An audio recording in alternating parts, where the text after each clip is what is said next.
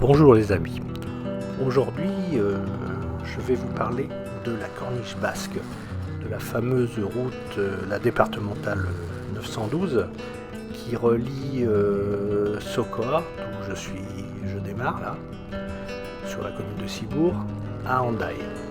Donc cette fameuse départementale qui est sûrement une des plus belles routes de France, c'est pas la plus belle mais elle fait partie des plus belles routes de France, qui suit le trait de côte au plus près, et quand je dis au plus près, on peut guère plus près malheureusement maintenant. Donc voilà, et bien, cette fameuse route va fermer dans les 10 années. Et malheureusement, il n'y aura pas beaucoup de solutions. Donc j'en profite pour faire cette dizaine de kilomètres, quitte à faire un détour.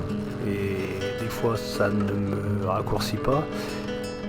Et là, on est fin mai. Donc fin mai, comme on peut le voir, il n'y a pas trop de circulation. Donc pour en profiter, soit en moto comme je le faisais avant, et depuis que j'ai un sidecar, je le fais en sidecar. Et pour ceux et celles qui ne connaissent pas spécialement bien la région, en fait nous nous situons vraiment au sud-ouest de la France, à la limite de la frontière espagnole. C'est-à-dire que Hendaye se trouve à la frontière avec la Bidassoa. Je vous mets une petite carte pour que vous vous rendiez bien compte. Donc la Bidassoa, c'est si on regarde la carte, c'est tout au bout de la carte à gauche, c'est ce qui sépare la France de l'Espagne. Et nous partons de Cibourg, c'est-à-dire on va dire sur la partie extrême droite de la carte. Donc là, nous venons de passer la baie de Cibourg, de Sokoa, voilà, et nous allons prendre la route qui monte à la Corniche. Et en attendant, générique les amis.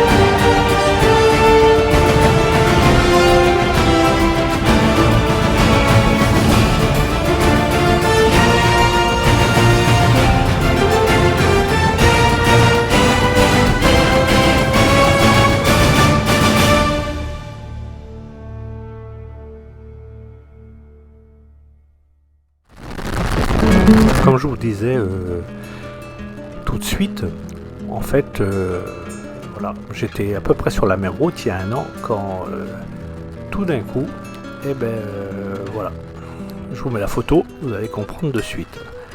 Donc là, terminé, route barrée, voilà.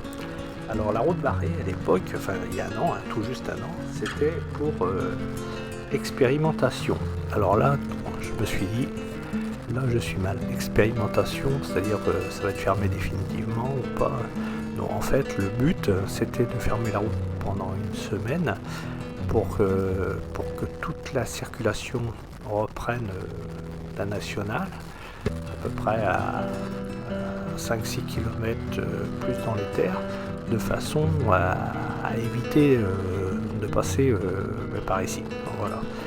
Donc ça craignait, surtout qu'il y a quelques années, c'est-à-dire en 2021, fin 2021, la route a été fermée aux piétons et aux cyclistes. Et tout le monde pensait que c'était momentané, et ben non, c'est toujours fermé aux piétons et aux cyclistes. Alors je sais pas s'il y a un petit chemin après de l'autre côté de la Corniche, mais de toute façon, voilà. Donc en moto ou en voiture, voiture ou en sidecar, c'est un peu peinard parce que il n'y a plus de cyclistes, hein, ça nous arrange bien. Mais enfin, à l'origine, il y avait une piste cyclable sur la droite. Le problème, c'est que la piste cyclable, vous voyez là, on passe à côté des bordures de sécurité qu'ils ont mis un peu partout. Et il n'y a plus de piste cyclable par endroit et il n'y a plus de chemin piéton. Tout est tombé dans la mer. Et la falaise, mine de rien, à une hauteur d'environ d'une quarantaine de mètres, quoi, à certains endroits. Donc si on tombe ou si ça s'écroule, c'est fini, quoi. Hein, voilà, on n'en parle plus. Alors le département, la commune du Rugne, tout ça, ont commencé à avoir très peur, donc ils ont tout bloqué, et à juste titre. Hein, voilà. Donc maintenant le problème, c'est que ça se rapproche énormément de la route, quoi.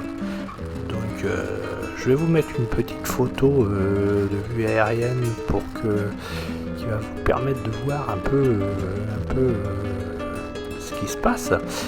Et je vous garantis que c'est un peu risqué. Alors le problème, c'est que faire la route un petit peu plus à gauche, voilà, ça repousserait, je sais pas, en la faisant une cinquantaine de mètres plus à gauche, et ça permettrait peut-être de tenir encore une cinquantaine d'années, hein, vous voyez. Le problème, c'est que maintenant il y a la loi littorale, et la loi littorale empêche à 100 mètres toute construction ou tout aménagement ou choses comme ça. Et le problème, c'est qu'en plus on est dans une zone hyper protégée après derrière. Donc recréer une route à 100 mètres et tout, je pense que ça c'est même pas négociable.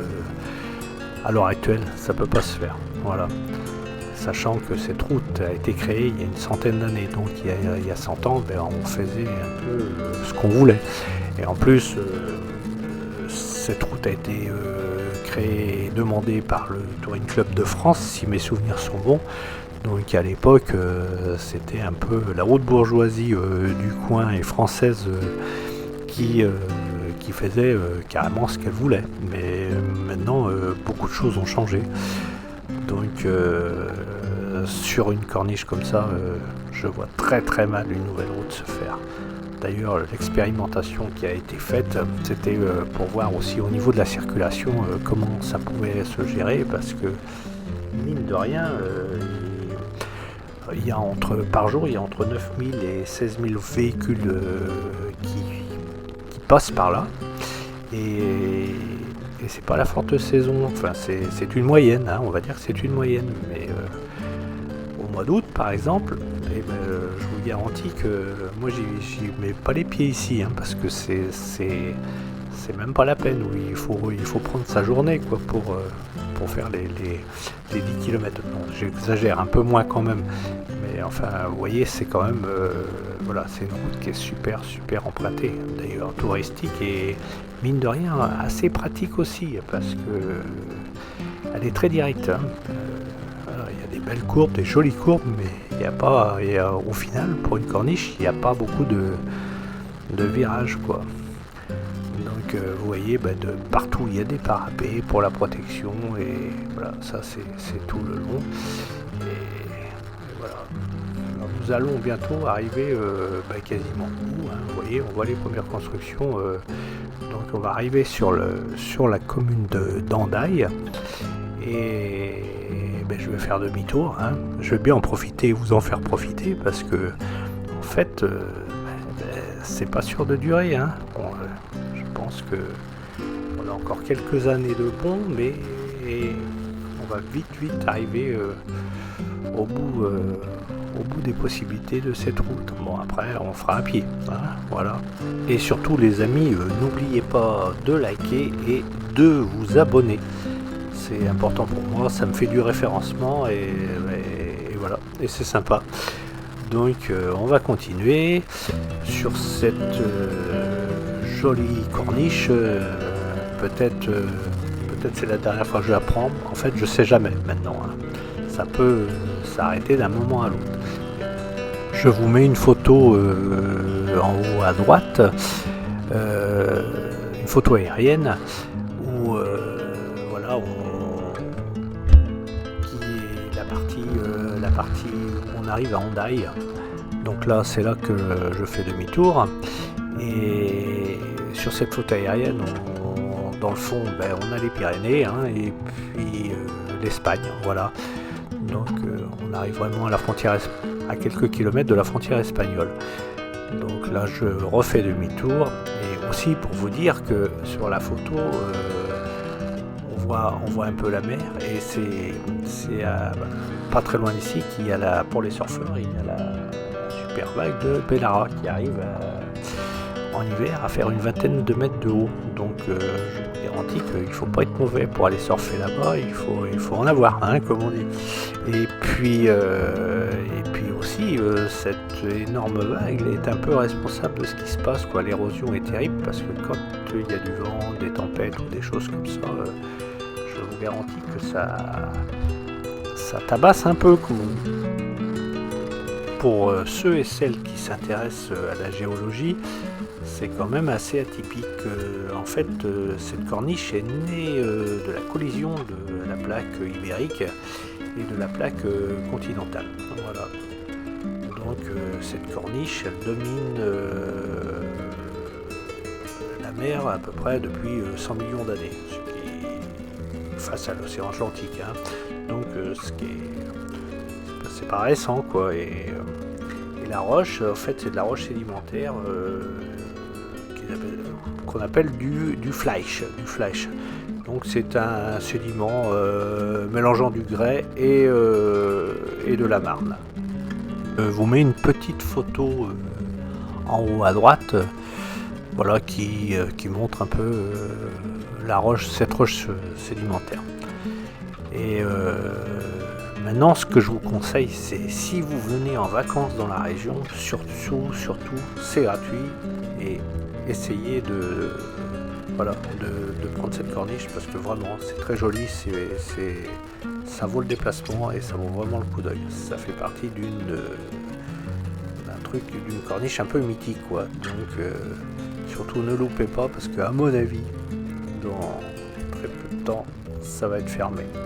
Voilà, malheureusement, ça sera comme ça, et puis on peut pas y faire grand chose, c'est la nature qui reprend ses droits, et puis voilà, comme refaire une route, ça me paraît pas impossible, mais ça m'étonnerait beaucoup par les temps qui courent.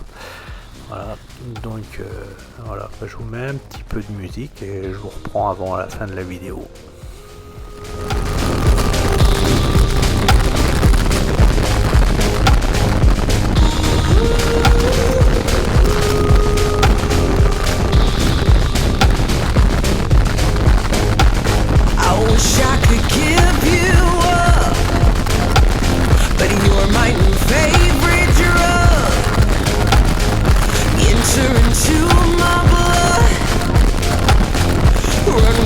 Toxic love, look how you make me happy. You take a hold of me.